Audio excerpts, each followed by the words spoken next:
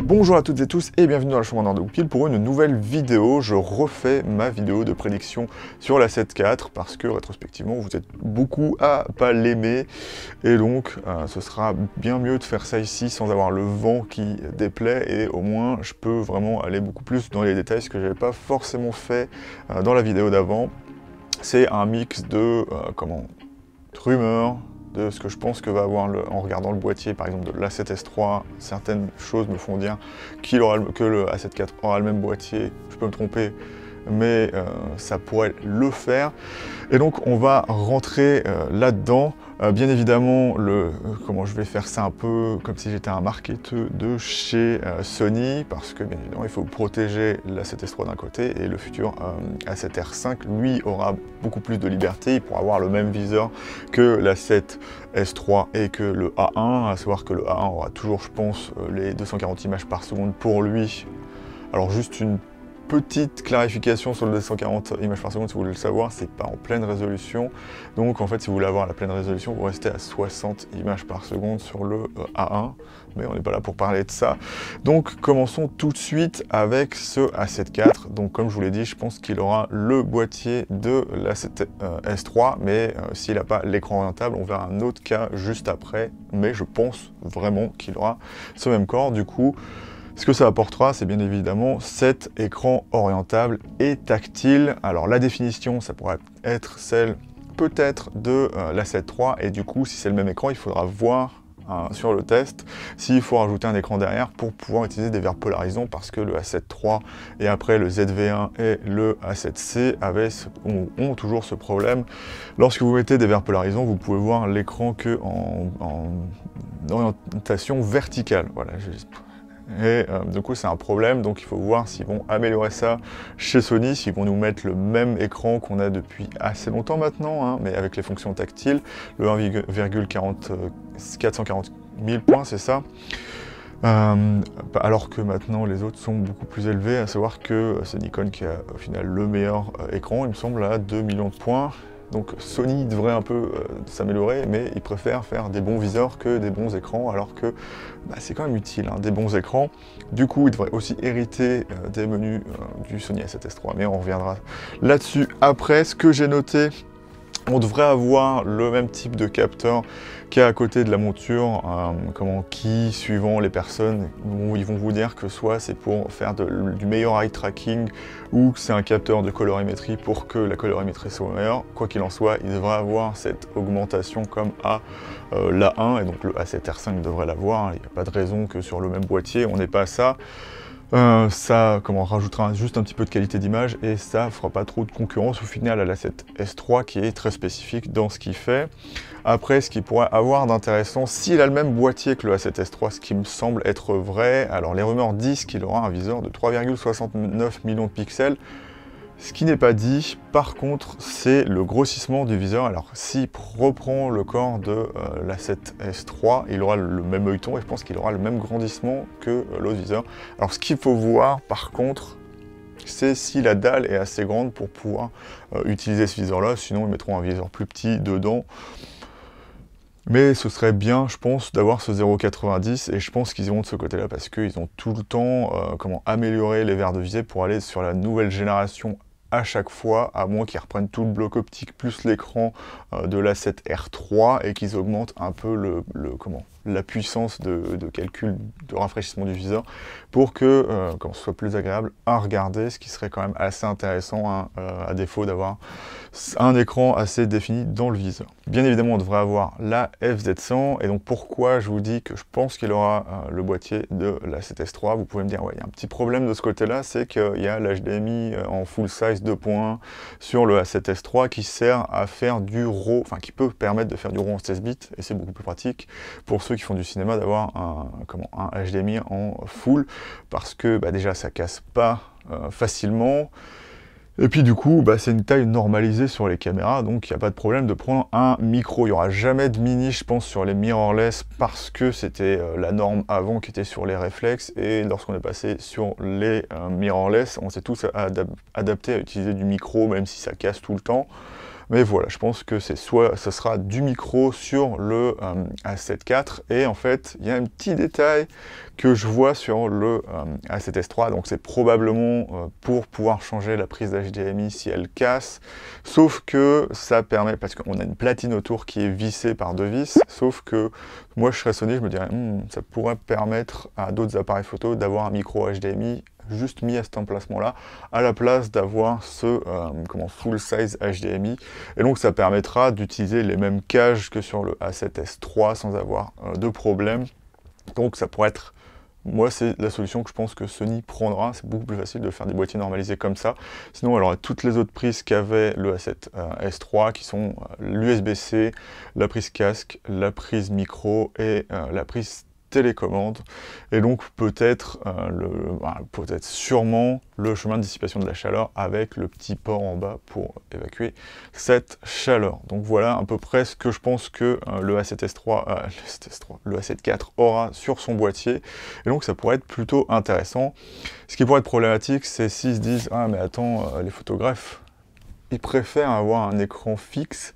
À ce moment-là, on pourrait avoir éventuellement le boîtier de l'A7R4. Hein. Il est déjà fait, ça sera beaucoup plus simple de l'utiliser, parce que je pense que l'A7R5 aura des raffinements plutôt d'A7S III plutôt que d'A7R4 au final, donc ce sera à voir entre les deux, mais je pense plutôt pour le corps de l'A7S III, et du coup, il devrait avoir aussi ses ports CF Express type A, mais peut-être que ce ne sera pas aussi utile que sur un A7S III, ce sera peut-être juste plus rapide en photo, mais il ne faudra pas compter sur le fait d'en avoir besoin, par exemple, en vidéo, à savoir que sur l'A7S III, il n'y a que lorsqu'on est en All-Intra, enfin non, même, il n'y a que lorsqu'on est en 4K, avec la qualité maximale qu'on va avoir besoin de CF Express type A, alors que sinon les V90 peuvent faire du All-Intra à l'intérieur du boîtier. Moi je pense que sur le A7 IV, on n'aura besoin que de V60, un peu le même genre de carte qu'on a besoin sur le R6 pour faire de la vidéo en 10 bits. Donc on va passer au capteur. Apparemment, le capteur devait être soit 30 ou 32 millions de pixels. Alors je pense que s'ils sont pas sûrs, c'est que s'il y a un 32 millions de pixels, on est sûr d'avoir de la 7K, donc on peut oversampler le capteur. Et ce sera un peu mieux peut-être que de faire du pixel binding. Pas qu'il y ait des problèmes avec le pixel binding, hein, parce que tout le monde met ça avec le line skipping, quand c'est bien fait comme sur le A1, il n'y a aucun problème, ça ne se voit pas, et c'est même pratiquement mieux, voire aussi bien, et ça deviendra, je pense, une norme qui deviendra meilleure sur des gros capteurs que du line skipping forcément, mais même aussi de l'oversampling. Je pense que la qualité sera équivalente. On est peut-être un petit peu moins net, ça ressemble peut-être plus à ce que donnerait au final le capteur de l'A7S III si c'est du pixel binding, alors que si c'est de l'oversampling, on pourra avoir une image un petit peu plus crisp ou nette. Voilà. Donc, je continue sur le capteur, je pense qu'on aura le real-time tracking de l'A7S III. Je ne sais pas s'ils feront exactement la même matrice autofocus, hein, parce que ce qu'il faut savoir, c'est que chaque capteur a son système autofocus précis. Il faut mapper le capteur d'une certaine façon, suivant le nombre de mégapixels. Hein. C'est pas comme sur un réflexe, où par exemple, si on avait un 80D, on pouvait transférer le capteur autofocus et faire un 6D Mark II avec, ce qui était le cas à l'époque. Alors là, il aura son propre système, donc à savoir s'il aura... Il aura sûrement les mêmes nombres de collimateurs que l'A7S III, et je pense qu'ils ajouteront le tracking des oiseaux dessus, puisque c'est quand même un appareil photo fait aussi pour les photographes, même si c'est un appareil photo hybride. Donc on va passer à d'autres choses. J'espère que vous n'entendez pas trop ce qui se passe derrière, parce qu'il est très bon le micro, mais il prend un peu quand même ce qui se passe autour, c'est étonnant pour un micro-cravate. Donc les menus, donc là ce sera que de l'UI et de l'optimisation à l'intérieur du boîtier, ce qui n'était pas pratique du coup avec l'A7 III. Je pense qu'il y a beaucoup de choses où il n'y aura plus de problèmes. Il y a des problèmes qui avaient été résolus avec l'A7R4, donc on aura, je pense, les menus de l'A7S III. Donc on aura les options d'autofocus améliorées, donc avec le réglage plus précis en vidéo, avec plus de paramètres. Donc ça c'est, je pense, acquis. Je ne sais pas si en photo on aura des systèmes un peu à la Canon ou Fuji. Fuji qui est un peu copié Canon du coup de ce côté-là avec. Mais je pense que c'est pas la façon de travailler de Sony, de faire des scénarios et des machins. Mais on verra ça. Je pense qu'il y aura la même chose que ce qu'on a à peu près sur l'A1. Et voilà Les options d'exposition en vidéo, je pense qu'on aura les mêmes que sur la 7S3 et ça peut être intéressant parce qu'il y a un mode, je ne sais plus comment il s'appelle, en gros, d'habitude, vous mettez PSRM dans le menu puisque lorsqu'on est en vidéo, on est obligé de se mettre en vidéo sur la molette et du coup, ce sera beaucoup plus pratique puisqu'on aura la conservation ou la non-conservation. On gardera les mêmes paramètres qu'on avait en vidéo et on gardera les paramètres de photo lorsqu'on passe en photo. Donc, ce qui permettra de ne pas être sur un mode custom tout le temps et de ne pas devoir enregistrer à chaque fois qu'on... Par exemple, là, j'ai mis le micro, j'ai dû enregistrer les paramètres dans mon mode C2 pour que ça puisse continuer à marcher quand j'éteins et je rallume l'appareil photo, ce qui ne sera plus le cas du coup sur la 7.4 et qui n'était plus le cas sur la 7S3 du coup. Et du coup, ce mode, ce qui va avoir d'intéressant, c'est que si vous le mettez, en fait, vous êtes tout en manuel. Sauf que si vous appuyez sur le bouton Custom, ça met une fonction automatique, donc C1, C2, C3. Je vais vous le dire comme ça, mais ce sera certainement pas le cas. C1, vous avez l'ouverture qui devient automatique. Si vous appuyez sur C2, ça devient la vitesse qui est automatique. Et si vous appuyez sur C3, c'est les ISO. Donc c'est quelque chose qui peut être vraiment très intéressant, notamment pour vlogger. S'il y a des moments où vous voulez être toujours en manuel et vous voulez être en manuel sur l'ouverture et la vitesse, mais pas les ISO, vous enlevez C1, C2. Et voilà, c'est assez simple. Donc le seul problème, c'est bien évidemment que vos custom, il n'existe plus au final, mais moi je trouve que ça peut être vraiment intéressant de changer ça vite fait, mettre ça dans un menu, ou je sais pas si vous pouvez le mettre dans le Q-menu, et après aller faire des vidéos par exemple, comme ça peut vous permettre, quand vous vloguez, d'avoir un système beaucoup plus simple de maîtrise de l'exposition, qui ne sera pas forcément le même lorsque vous êtes en intérieur. Alors, voilà, conservation des réglages, photo, vidéo, profil, qu'est-ce que j'ai... Oui, alors ce serait bien, mais je pense que ce ne sera pas le cas. Le problème encore des caméras Sony, des appareils photo Sony, bien qu'on ait des évolutions, le seul paramètre qui ne change pas lorsqu'on passe de photo à vidéo, c'est les paramètres de profil. Alors qu'est-ce qu'on appelle par profil? C'est les S-Log, les HLG, tout ça. Lorsque vous l'avez en vidéo, il faut automatiquement l'enlever avant de refaire de la photo, ce qui est un peu embêtant parce que vous devez changer la molette et vous devez enlever le profil en même temps. Donc ça m'obligera, si c'est sur la 7.4, à me faire un menu personnalisé avec en plus de formater machin dans le premier onglet ou dans un onglet spécial, me mettre ces profils à enlever ou mettre à chaque fois. Donc c'est moins embêtant que sur le A7 III du coup, mais c'est quand même un peu embêtant. Et après, basiquement, toutes les évolutions de menu qu'on peut avoir sur le A7S III, et dont j'ai pas encore entendu parler, parce que ça ne fera pas d'ombre au final au A7S III, et il n'y aura pas du coup de problème de ce côté-là. Là où la chose dont on va parler pour finir, et qui peut être assez déterminant sur le A7 IV, c'est de savoir qu'est-ce qu'il va faire comme vidéo. Donc il y a aussi l'écran orientable, parce que moi, s'il n'a pas l'écran orientable, si le modèle d'au-dessus ou la 7S3, enfin la 7S3 a l'écran orientable, mais si le A7R5 a l'écran orientable, je passerai plus là-dessus que sur un A7 IV. Après on verra ce que ces boîtiers auront. Mais en vidéo, moi je pense que ce serait une erreur de ne pas mettre le 10 bits dans le A7 IV. Après vous allez dire, ouais mais ça va un peu trop concurrencer le A7S3, c'est pas du tout connaître le A7S3 pour pouvoir dire ça, il suffit juste de faire en sorte que le A7 IV n'ait pas les codecs du A7S3, et donc en fait ce qu'on gagne en ayant un appareil photo plus professionnel pour faire de la vidéo comme de l'A7S3, c'est de gagner par exemple l'All-Intra qui vous permet, si vous avez bien évidemment la place de disque dur, d'avoir quelque chose beaucoup plus facile à éditer si vous avez ces disques directs, donc à savoir du SSD au lieu d'avoir un disque dur. Voilà, parce que c'est un peu compliqué sinon de lire un fichier très très gros pour un ordinateur, mais un SSD ça devrait le faire assez facilement. C'est que le All-Intra, il n'a pas besoin d'utiliser trop la carte graphique, enfin la mémoire de la carte graphique pour pouvoir afficher des choses, et donc ça rend l'édit beaucoup plus simple. Et donc, du coup, Sony peut faire en sorte qu'on ait le 10 bits, mais que ce soit beaucoup moins pratique sur le A7 IV. Donc, moi, ma prédiction personnelle, donc je sais pas, je saurais pas vous dire si c'est du XVC, je sais pas quoi, mais moi, je vais dire que on aura du 4K 60 images par seconde en 10 bits, et ce qui est à déterminer, c'est que si ce sera du 422 ou du 420, moi je préférerais mieux avoir 420 10 bits plutôt que 422 8 bits, parce que ça se voit beaucoup plus la profondeur de couleur, notamment lorsque vous retouchez, que le pixel, la chroma subsampling parce que au final c'est quelque chose qu'on voit pas. En fait, la seule chose que ça apporte comme dégradation dans l'image, c'est que comme on prend un pixel, en gros, on met une information, c'est pas qu'on on enlève de l'information de couleur, comme je vous l'ai dit dans la vidéo, et ce que ça fait, c'est qu'un pixel de couleur devient plus gros. Donc en fait, dans les artefacts, notamment le bruit, en fait, on voit beaucoup plus les artefacts de couleur derrière, mais si on met les 10 bits, ça se verra un peu moins. Voilà, tout simplement.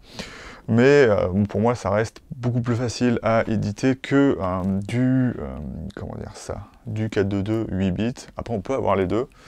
Et il y a une méthode qui fera rager tout le monde, bien évidemment, mais on le met en H265 et en IPB, comme sur le Canon EOS R6. Et ça fait en sorte que bah, c'est pas très facile à lire, surtout si on a du 7K sur le A7 IV, et ça pourrait être ça le problème de cet appareil photo. Et il nous fera du 10 bits en 4K 60 images par seconde, mais il faudra une bête de course pour pouvoir nous sortir des bons fichiers, donc ça rend l'utilisation de la 7S III toujours valide, à savoir que ce qui est assez marrant avec la 7S III, c'est que vous pouvez prendre par exemple j'ai un Asus ROG qui est pas le top en termes d'espace disque et de RAM, et il utiliserait beaucoup plus facilement des fichiers d'A7S III en All Intra que probablement ce que fera le A7 IV. Donc au final, si des gens préfèrent avoir une bête de course en appareil photo et se dire voilà, je vais acheter un nouvel ordinateur plus tard, ce sera beaucoup plus simple que d'avoir un A7 IV et comme moi, devoir transcoder ou genre bien attendre entre genre 30 secondes de vidéo pour que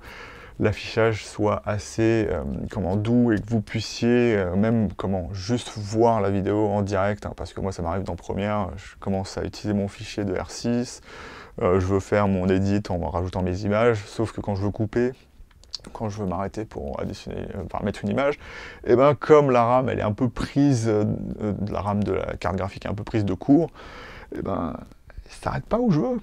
Donc c'est un peu embêtant, et puis voilà, ce sera, je pense, ça le problème de la 7 IV. Donc moi je pense que au final il aura la 4K 60 images en 422 10 bits en interne bien évidemment, en H265 en IPB, donc je sais pas quel codec ça correspond, enfin en nom dans le Sony. Il pourrait faire 4K 30 images par seconde en 10 bits H264, ça ce serait possible je pense, en IPB, et on aurait 100 mégabits par seconde, parce que je pense qu'au final on s'y retrouverait, parce que la 7 III en 100 mégabits par seconde, ce qu'il faut savoir c'est que l'oversampling comble un peu le manque de détails qu'on peut avoir avec les mégabits par seconde. Et on pourrait avoir du 1080 en All-Eye, je pense, ça pourrait être assez bien pour avoir une vraiment très bonne caméra 1080p, et le 1080p on pourrait l'avoir en 240 images par seconde.